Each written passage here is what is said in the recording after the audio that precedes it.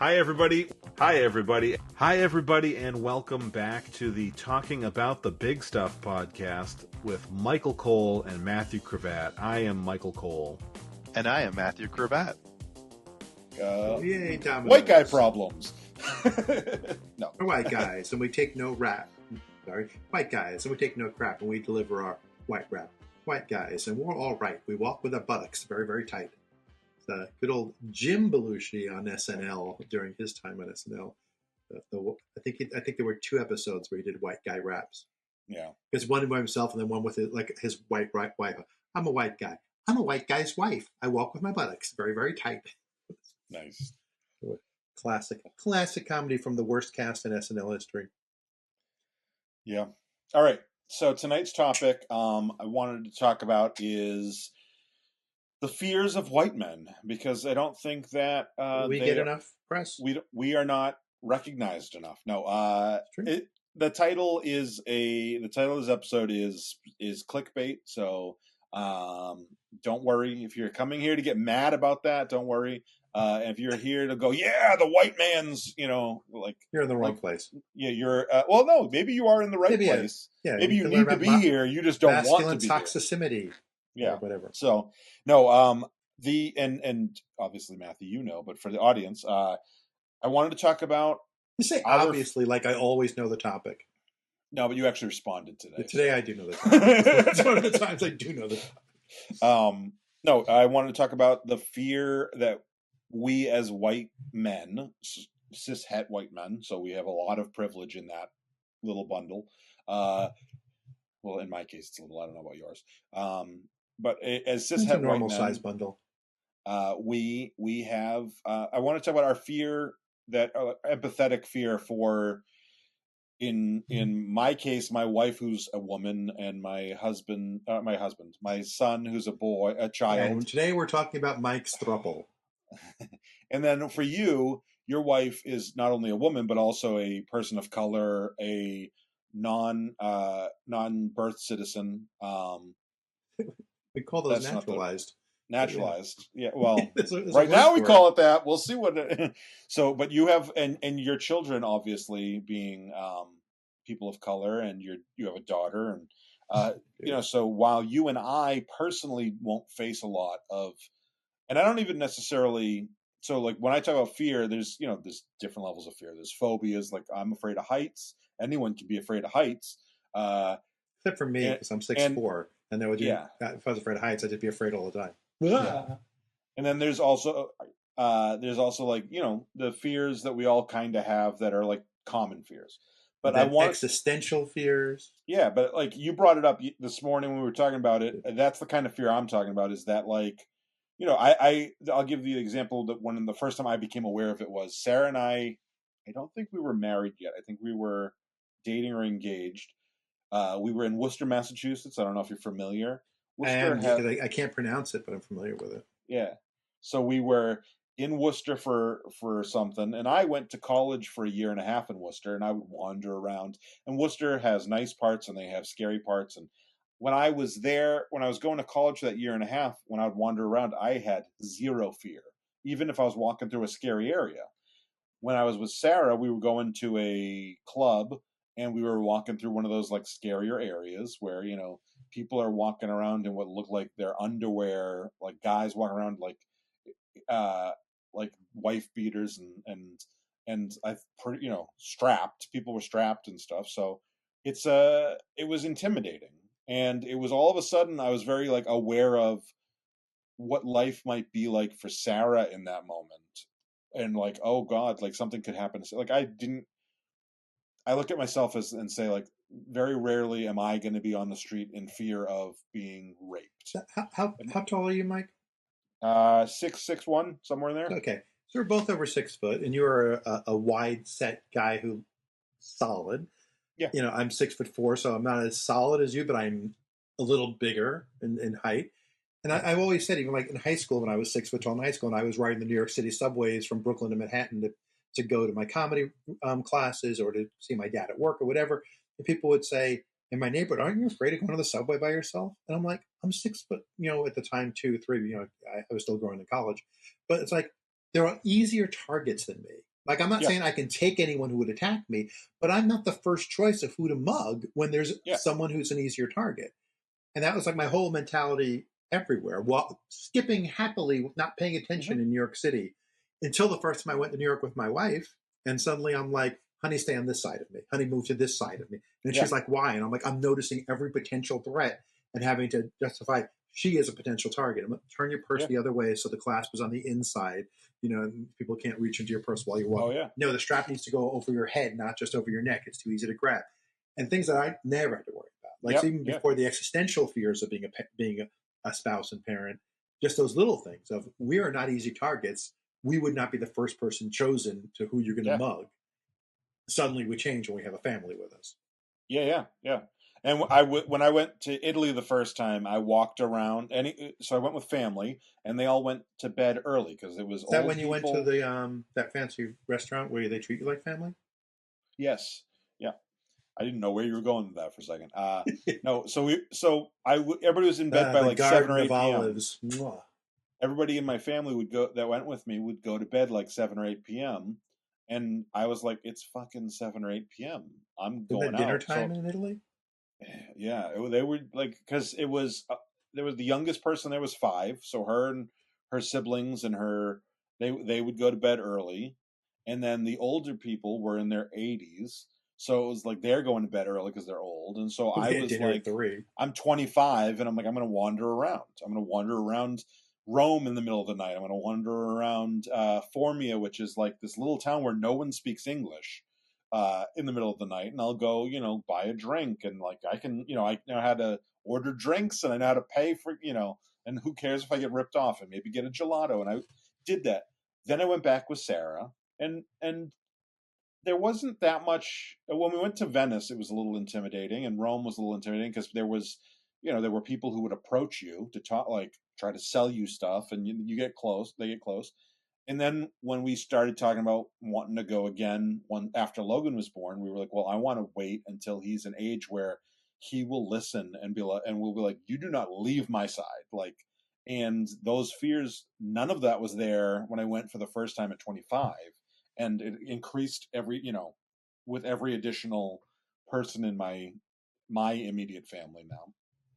And it's the same, so like, that's a different thing where I literally couldn't speak, and I was speak the language, and I was wandering around on my own, not knowing what like people were like there, and and I had maybe that was a little too much white privilege. Maybe that was a little too much of that like white guy invincibility mode, but like at the same time I had it, I was and now I don't have that, and so I wanted to talk about that, and I think it's important I think it's a good thing to be empathetically, afraid, or you're not afraid, They but used to like say aware. the way to avoid sympathy pregnancy symptoms was don't be sympathetic.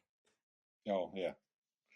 I think that like, and I will say there are going to be people who, if you're a red pill guy, well, I could take out any threat. I can, what do they call it? Neutralize any threat. Or, and you're also looking at And your wife and casualties your, will probably only be 1 or 2 of my party.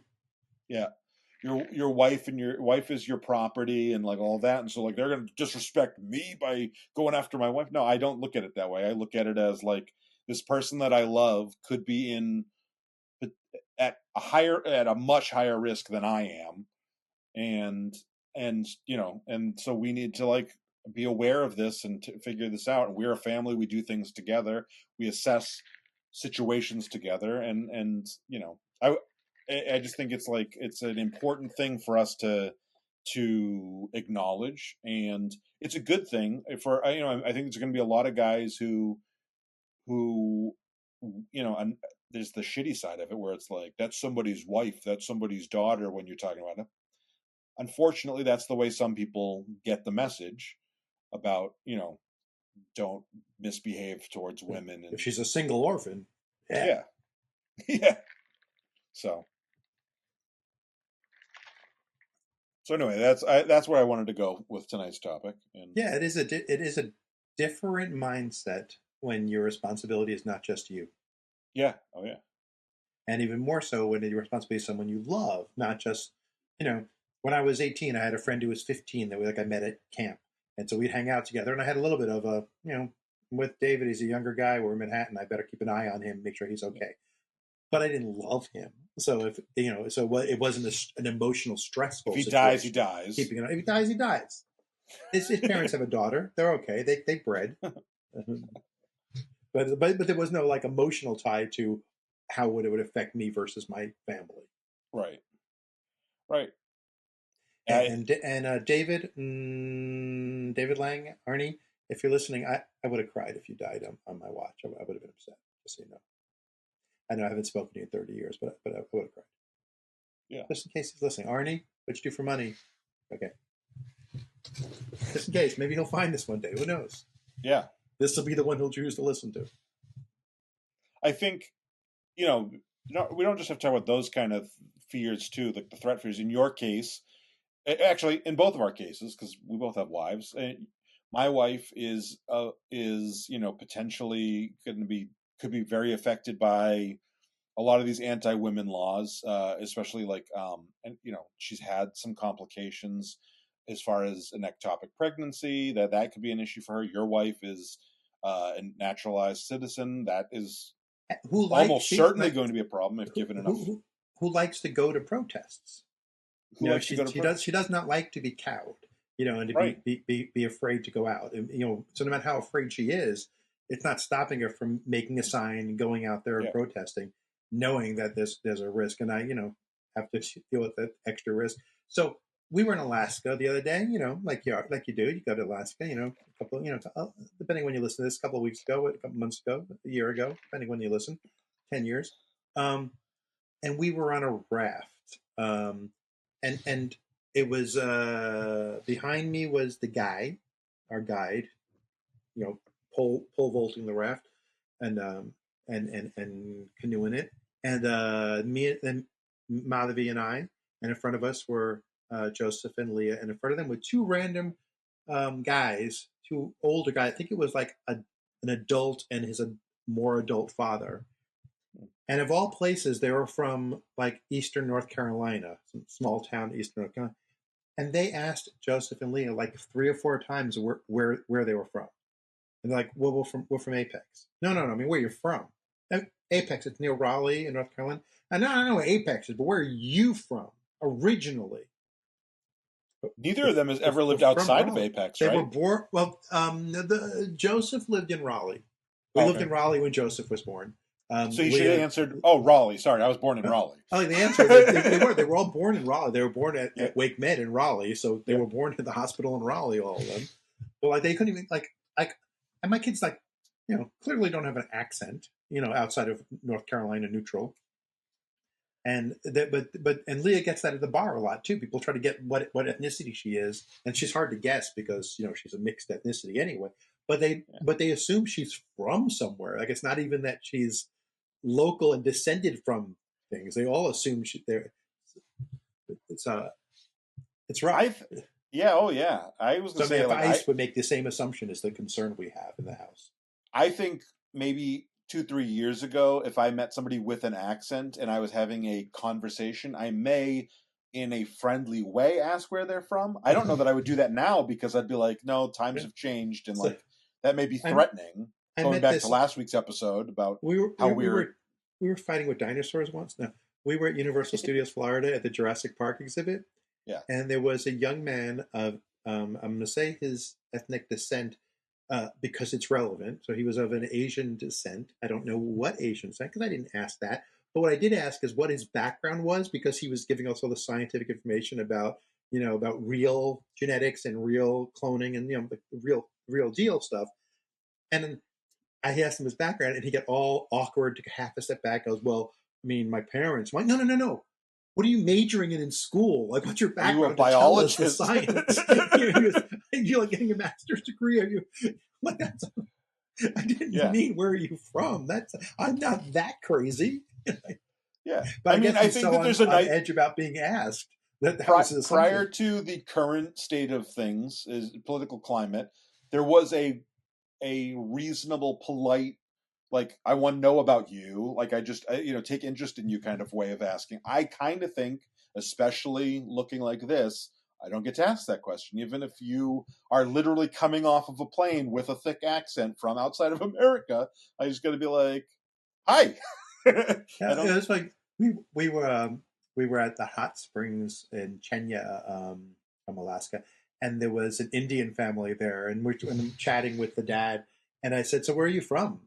And I mean, and they have Indian accents, the whole family, but I'm with my Indian wife, and I was like, Oh, yeah. I'm curious where they're, and he goes, "Oh, I am from Austin, Texas." Fine, like, I'm not going to push further. That's where you want to say you're from. You're from Austin, Texas. Yeah. No, it's it's. I don't know. Just side tangent for a second. You've seen those Jubilee surrounded videos? What kind of juice? Jubilee. It's a Jubilee's a YouTube channel. And anyway, there Medi. The one where she shoots sparkles. She wears like a yellow raincoat and shoots sparkles at her fingers. Yeah. No, there like there was the 20 on ones. Yeah, 20. Yeah, I like the other kind of 20 on one video. Yeah, the political gangbangs. So I listened to the Mehdi Hassan one today. I don't think I'm pronouncing his name wrong, and I'm not trying to pronounce it. I don't think I'm pronouncing it right, and I'm not trying to pronounce it wrong. Or wrong. I like him. I've seen him on a lot of stuff, and he's really good. But he did against don't remember exactly how they titled it, if it was Far Right or what, and it became extremely clear that these were like out and out racist. Like these were people who said far right. People who, but like at one point there was a guy who was saying that he is a Native American, and he goes, because he was born here. Well, no, because his family had been here since the 1500s, which is also like very rare. Like, sure there were white people here. So he's a Mayflower baby. I think, but there's no way every member of his family from every part of his family, he has a person they can trace back to, but every other family member who's been married into the family wasn't there from then. Otherwise, he'd just be the most inbred fuck in the world. Oh yeah. But if you watch the whole video, like they talk about a bunch of different topics, but his being a citizen, because Mehdi Hassan's a citizen, he's been here 10 years, and I don't know when. I don't think they said when he became a citizen, but whenever. He's a naturalized yesterday citizen. Or 10 years ago, same thing. Yeah. But they, like, almost everyone he spoke to made some reference to, like, you shouldn't be here, like, which was crazy. Like, I was like the brazenness, so like going back to like asking your kids who have no accent where they're from. Also, like, they're with you too, like, right. Like, no matter what you think, you got to look at I'm just and they look like me. I mean, they definitely look like a blend of Madhavi and me. It's like you can't, like, you don't look at them and go, "Oh, that white guy married into an Indian family and adopted those kids." Like you look and you go, "Oh, Joseph has the exact same nose as Matthew." Like it's so obvious that we're father and son when we're together. Even if you might think he's Indian when he's alone, it's clearly my kid when we're together. Yeah. And Madhavi has no accent. Like that is just crazy that that's just out and out racism. Like, Madhavi mentioned being an immigrant yesterday to somebody at a political thing, and the woman was like, "You're an immigrant? Like, I know your parents were, but you were?" Like, had no idea, known us for years, and had no idea that Madhavi wasn't. Because why would you? She doesn't have any trace of being an immigrant unless you have a conversation about it. She's been here since she was like 3, she said, right? Something like that. Between 3 and 4. Like, she left India at 3. They were in Africa for a little bit, like on a stopover, and then she was here. Yeah. Accents get lost between 8 and 12. If you move somewhere between the kid being definitely earlier than 8, but sometimes as late as up to 12. And I think that's how much TV raises you, does it too. Sure. Like she didn't get a Southern accent from her friends. She got a generic American accent from TV. Yeah. Like she said, she learned most of her English from Sesame Street and the Electric Company, before she started, school. Yeah. And I have to protect her when we do that because I worry about her. Thank you for bringing it back to the subject. So the other thing I worry about that I noticed is, I mentioned to you in my text, there's an interesting proximity thing sometimes too. Like, I don't worry when my wife is out by herself. Viscerally, like right now, like I'm not worried. There's the overall worry, but like Leah, when we were at a political thing yesterday, my daughter played music for it. She did background music like before the speeches started and stuff. And a young guy, her age-ish, I don't know his exact age, went over and started talking to her. They exchanged numbers. After the event, they went out for ice cream together at like 8:30. Whatever. We went home. She changed. He picked her up. They went out for ice cream. We're like, we don't know this guy, and nobody there knew him. Like he came as a friend of a friend of a friend. Oh yeah. So we were like, we didn't even have a good vouching for him, other than people who met him there, who liked him there. And I was like terrified. And I know that Jacob did whatever he did in college and was out partying and had an alcoholic roommate and all this stuff. Oh yeah. But I wasn't there. Like, Yeah. waiting for her to come home was terrifying last night. And I didn't say anything to her about it. And hopefully she's not listening now because I don't want to give her that thought that I'm up worrying about her. But like when I got up this morning and she was alive in her bed, I was like, whew, alive in her bed. Yeah. No, I get the same vibe because like my parents, when I was living at home, when even I lived at home up until about 20, almost 29 years old, on and off. My parents, like I was coming and going as I pleased. If I didn't tell them I was going over somewhere for the night, my dad wouldn't really fall asleep till I got home, which sometimes might be 3 or 4 o'clock in the morning. If I go out till 3 o'clock in the morning right now, my dad's not aware of it to be afraid about it. I'm sure he has general fears about, like. I'll say, my mom and I were out together yesterday morning, took her out shopping, and I mentioned how we had actually yesterday early afternoon. I brunched at her house in the morning, went home. I didn't sleep well the night before because I got some vaccinations and I was still having some side effects. And so I told her I got home from brunch with you. I was so tired. I took an hour nap and then came back to pick up shop. And she goes, "Don't take any more naps today. You'll have trouble sleeping tonight." I was like, "Mom, I'm almost 58. You don't think I know if naps affect my sleep habits or not?" And she laughed and she goes, "Your brother told me the same thing when I visited him in California when he was like 23. And I'm telling him how to do things and what to do. And he's like, 'Mom, I managed to survive when you're not visiting me.'" Because it's hard to remember that your children have aged past the last time you think about them in your head. Yeah. By the way, I just want to mention because I feel like I'm really antsy looking on camera right now, but Logan and I went to OC Aerial. I don't know if you're aware of it, but it's similar to like the American Ninja Warrior kind of gym.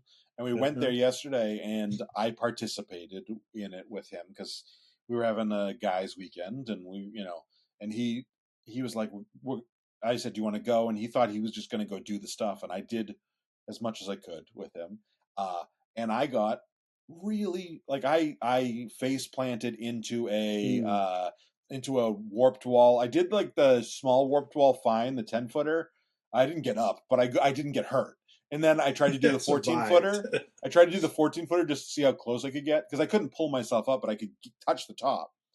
And I hit the 14-footer. My shoe came off because of how steep it was, and I hit with my shoulder. My ribs are bruised. Like I'm almost positive. Like it is every time last night when I would roll onto my side, it would wake me up because of how sore I am. And so like I feel like I'm just antsy. My feet hurt. My legs hurt. So if I look like a crackhead right now, it's because every part of me hurts and is bruised and I saw a big one when I was showering earlier. So anyway, that's funny because I told yesterday my wife and I went looking for or Saturday my wife and I went out looking for new glasses for me. So in a couple of weeks I'll have new glasses on the pod potentially. I mean these are kind of fine, so I might go back. The new fancy ones maybe for special occasions. I don't know. But my insurance will be gone soon, so I wanted to get a new pair while my insurance covers it. And every time she put something on me, because I'm like I can't see what they look like without my glasses, so it's all up to her. I would wince a little bit, and then I'm like, it's not because of how they look. I'm not like it's not a judgment. It's because I just got 2 vaccinations, one in each arm, and it just hurts. Yeah. Like I'm wincing from pain, not because I think the glasses look bad. Yeah, my shoulder is killing, and my elbow is killing, and a couple times. Like Sarah or Logan have come over and hugged me, and I'm like, "All right, okay," because it's like they come up to my side, and I'm like, "No, wrong side." So hopefully Leah doesn't find out what I said. I guess you had text from Leah. I heard everything you said. Also, Logan doesn't them knowing about the stream. Logan doesn't quite know the difference between being sore and being injured. And I'm like, no, I'm sore. I didn't like, I'm not injured. Like, this is like if I went and moved a bunch of stuff, like, or if I went to the gym too hard, like, I'm not, like, none of this is like lasting. Like, I didn't dislocate or break anything. I'm just sore because I'm old. Oh, that hurt. So anyway, so yeah, I just wanted to explain that to any viewers that are watching. But where were we? You were talking about how thinking about your wife all by herself by buying a pizza from a Roman from Italy is terrifying you because Claudio is from Rome. Who knows what he's doing? Yeah, no, you were talking about Leah going on her date. No, And she's watching the live stream. Hi, Leah. It's, I mean, that's I think a natural like. But I think fear. it's because she lives at home. Like if she weren't here, if she says, "Yeah, I went on a date last night," I wouldn't say, "Oh, what happened?" Like it's because she's outside and she's not in the house here. Absolutely, yeah. And I think it's absolutely true. I also think like the fact that you said, like we didn't know her or him, that can be intimidating. Like sometimes even when you like, oh, I've met this person 5, 6, 7 times, you're like, well, what if they're playing the long game? Like, they never. But here's what really upset me is the Wake County Sheriff was at the event we were at. It was a political event. He's running for election. He was there, and we had a nice long conversation. And he left before this kid asked her out. So I would have had him have a conversation with him. But a friend of mine is there who's a federal defense. He used to be a federal prosecutor. Now he's in defense in federal cases. And he said to me, I got a lot of clients who owe me a favor. He goes, you just let me know. I'm like, okay. Yeah, you haven't met Darnell and Mikey, her two godfathers. She's got it covered. But nice to know. Someone who doesn't mind going to jail, who's a good lawyer. Yeah. No, and I mean, I'm not at that point yet. My kid's not dating, as far as I know. They do. There's lots of kids at school who have boyfriends and girlfriends, but I always ask him like, "What does that mean?" And he's like, "That they say they're boyfriend and girlfriend." I'm like, they have okay. lunch together. They have lunch. Not usually because they have assigned seating at lunch. Oh, so I think it just means like, hey, you and I, we have a word only relationship right now. But yeah, I think I'll be nervous when Logan gets to that point, especially like it's what I think it also like when you're dating in a high school situation, not that something bad can't happen, but when you're in high school and you're dating, everyone's there. Like, so like if something bad happens, you're gonna be able to find that kid at the school. My friend Lorraine, she was going to the Enchantment Under the Sea dance, and the guy she was with was like kind of getting a little physical in the car, and then he kind of pulled back, but then this other guy just pulled him out of the car. Like his friends like dragged him off and locked him in some reefer head's trunk, and then he tried to force himself on her. If it wasn't for George, the toughest guy in the school, coming along at the right time and standing up to him, who knows what could have happened? That happened to a friend of mine. I'm not saying like I'm not saying something bad can't happen, but I'm saying that typically if and it works kind of both ways, right? Like, and I think we have there's a little bit of a gendered side of this particular issue, but I think that it doesn't have to be like because women can do bad shit too. But like when you're in high school, like ultimately, that person you're gonna be able to find that person. They're there, and same thing to some extent in college if you're, meeting somebody. But once you're meeting somebody out in the real world, like you could go on a date and like never see that person again, and whether that's a good thing or a bad thing, never see that person again. And so that adds to the fear because you're like, well, if somebody does something, there may not be any repercussions. There may not be any, I don't want to say, not retaliation. What's justice? I was going to say restorative justice. Restorative justice. That's I couldn't think Thank of the you. word. This restorative. Podcast is credentialed.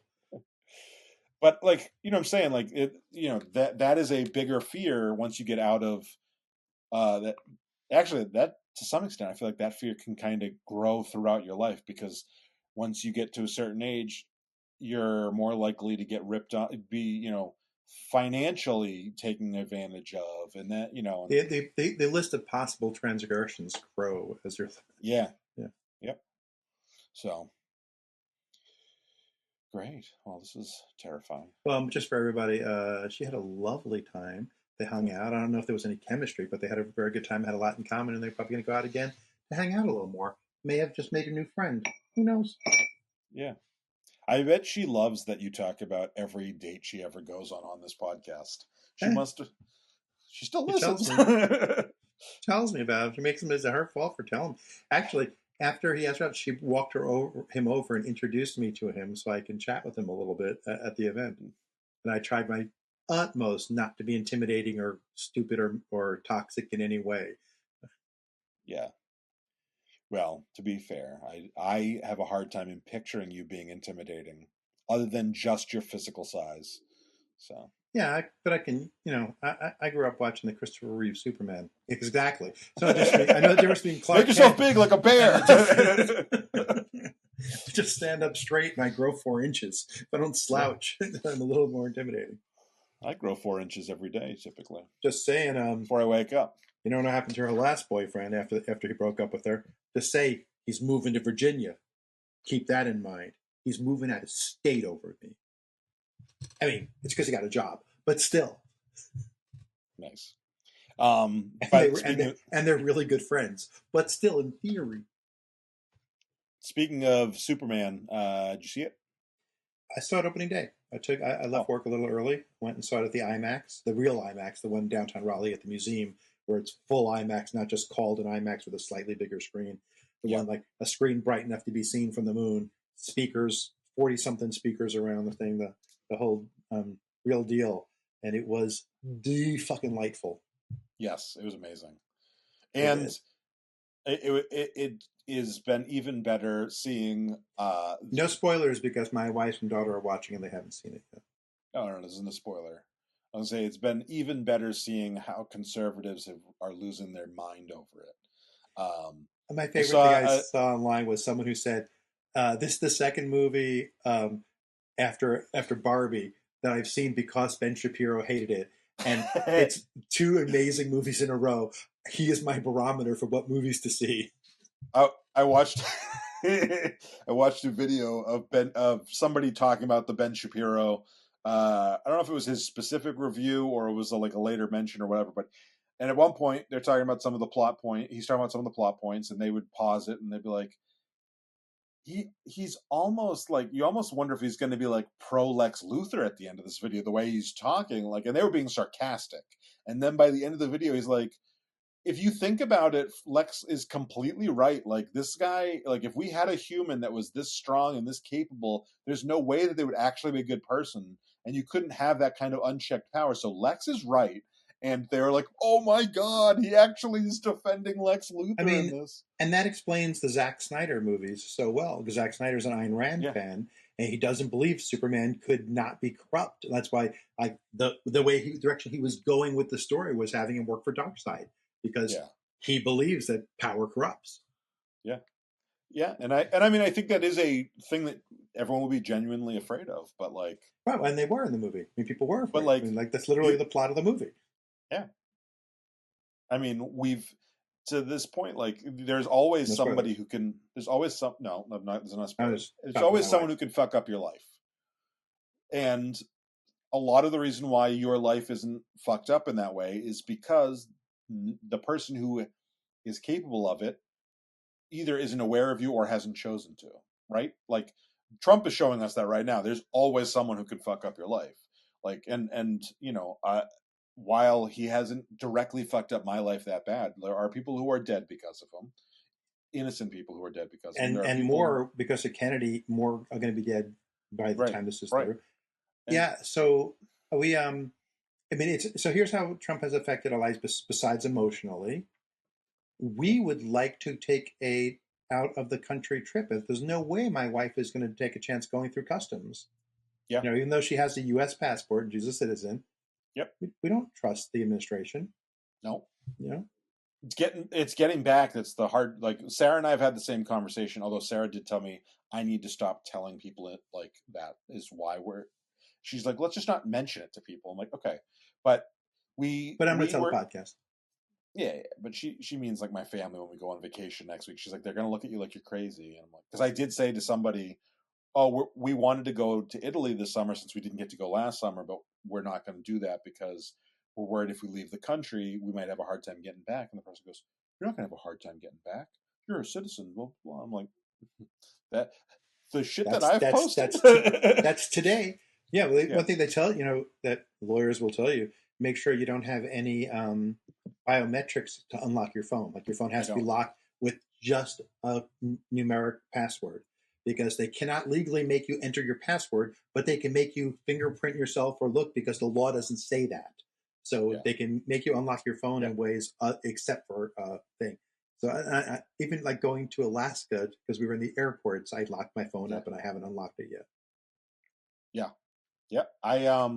I'm planning on the same thing, but we were talking about, well, maybe because last summer when we went on this family vacation, a couple days, the day before we went on the family vacation, we drove over to Canada because it's not on the, it's, it was 3 hours from where we're going on vacation to, not to Toronto, but like to, somewhere up above the border. And so we were like, we went through Buffalo into Toronto and then over and stayed the night and then came down we're like, well, we didn't really get to see as much as we wanted to last year because Sarah ended up working a bunch. Maybe we'll go back. And then we were like, well, what if we have a problem at the border? Like you think about it at the airport, but like we could potentially have the problem crossing the border. Like it's less likely. It's not. So my sister is Canadian, and she's posted pictures. Like she has a U.S. citizenship and Canadian citizenship, and she goes back and forth a lot.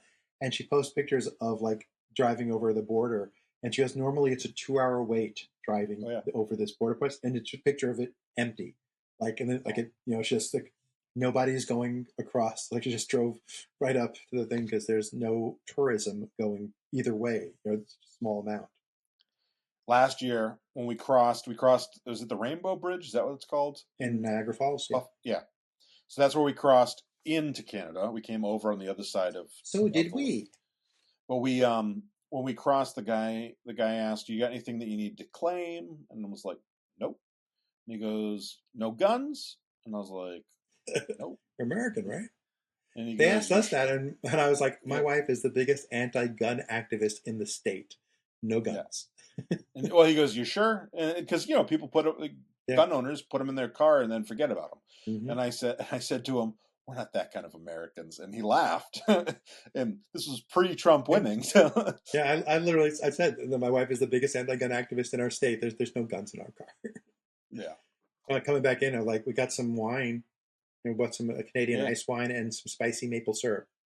Is that cool? It's cool. Okay, yeah. Going in. I think we probably had like a Lunchable for Logan is like the only thing we had that might have been like. We didn't bring anything into Canada, but we brought some stuff back from tourist stuff. Yeah. So if you do go over that Rainbow Bridge again, you hang a right when you come off it, and you head for like a 45 minutes. There's a little town called Niagara on the Lake. Oh, we drove through. Oh, it's so delightful. And I was describing it to people as being like the town you'd see in a Hallmark movie. And then I found out they used it as the set to film Hallmark movies. Nice. It literally is a town from a Hallmark movie. Yeah. Sarah and I went there. There's a vineyard or something that we went to 12 years ago, 13 years ago. Yeah. And we got ice wine, which we'd never had before. That's the wine that we brought back. We bought ice wine. Oh, it's amazing. Malaby hated it. It was too sweet for her. I drank it. I was okay with it. I don't mind ports and other sweet wines when they're intentionally sweet wines. But she didn't like them. Which we're really happy we bought little sample sizes. We bought like a pack of like 3 different varieties and a small, like couple ounces each. So if we had bought a big bottle, because they were expensive. So if we had bought a big bottle for a lot of money, she would have been unhappy. Yeah. And her being unhappy is what makes me say, hey, maybe we should wrap up. Yeah, I'm starving. I don't know that Sarah's gotten the food yet. I'm kind of. She's in Holly Springs, so I might be the one going to get it. But yeah, you should order. If she hasn't ordered it yet, order it online before you go. Yeah. So I'm saying, while Mike is thinking about ordering food online, if you're watching us on video, here's what I want you to do. I want you to go ahead and like this video. I want you to go ahead and comment your favorite pizza from wherever it may be, whatever style it may be, and let us know, have you ever had Roman style pizza? And if you're in the North Carolina Triangle area, go seek out Freschetta and try it. Trust me, it's amazing. It's different than any other style of pizza other than perhaps other Roman pizzas. And just because we said it's square doesn't mean it's Detroit style, doesn't mean it's a grandma's pizza, doesn't mean it's Sicilian. It's a unique style, just happens to have a square shape. So after you make that comment below, go ahead and subscribe to our channel if you would please. Mike is unemployed. I'm going to be unemployed. We need the algorithm to know that you are subscribed. Go ahead and ring the bell so you know when these things are coming up. You made it to the end of the video, so come on. You fucking like this shit, right? You wouldn't have watched the whole fucking thing if you didn't like it. So go ahead and like it, love it. I can curse now because by the time this airs, fuck it, I'll be unemployed. It stopped you so much before. That being said, if you're listening to this through your ear holes, Michael has something to tell you, and it involves patreon.com/talking about the big stuff, but I don't say that. Mike says that. Yeah. So if you're listening to us, obviously you know all about your podcast app of choice, whether or not you should like it, love it, give us a review. But I want to talk about patreon.com/talking about the big stuff, where you can get access. I told you he was going to bring up patreon.com/talking about the big stuff. Yeah. You can access our podcast early if you're one of our paid subscribers, but free subscribers get access to live streams as well as getting the podcast as everyone else does. But for $1, you get access early. For $3, you get extra goodies. And for $10, you get a little bit of a intro, a little bit of a story at the beginning or chat at the beginning. It's usually pretty funny, a little off topic. Yeah, so that is a great thing for you to do. I know I've been plugging it a lot lately, but I also wrote a book that's coming out soon.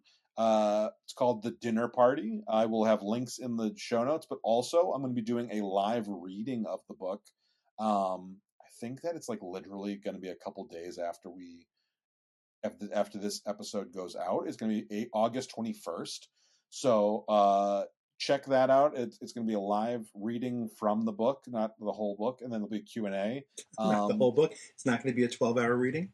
I wrote it at some point. And I wrote it, and I'm like, that sounds like I'm reading the whole book. And I had to change the wording. But yeah, it's going to be. I think that like if you're interested at all in the book, reading the book, you'll get a good idea for what the book is between the free first chapter, which you can get early access on, and this reading. I think will give you a good idea.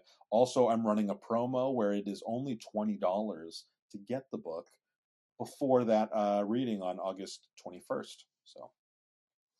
So here's a funny little post plug story that by the time this is out, it'll exist. I created a link tree to send out on my last day of work to my coworkers to let them know where they can follow my book when I finish writing them, when I write them, but my different comedy, my different puppet stuff, this podcast. And when I was creating the link tree, I got to put in the URLs for the different things. And for this podcast, I was like, what's our URL on Patreon?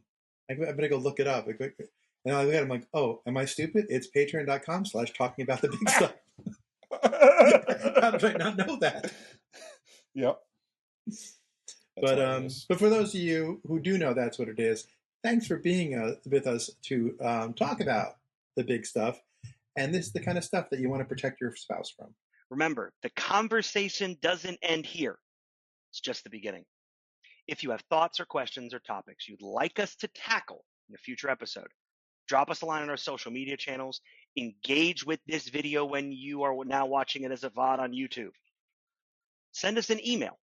We love hearing from our listeners, bringing us topics, because if you leave it up to the three of us, we're going to eventually be talking about underwater basket weaving. So we would appreciate you guys reaching out a little bit. Don't forget to subscribe to Talking About the Big Stuff on your favorite platform. Give us a 5-star rating. Engage with it. Criticize us. We need to grow and be better, and you're going to help us be there. You're going to help us get to that point. It really helps us more to reach out and also to keep the conversation going. Thank you for tuning in. We'll be back next week with more big ideas and more thought-provoking discussions. Until then, stay curious, stay informed, and keep talking about the big stuff. The preceding podcast has been a Chocolate Diamond Media LLC production. Copyright 2023, all rights reserved.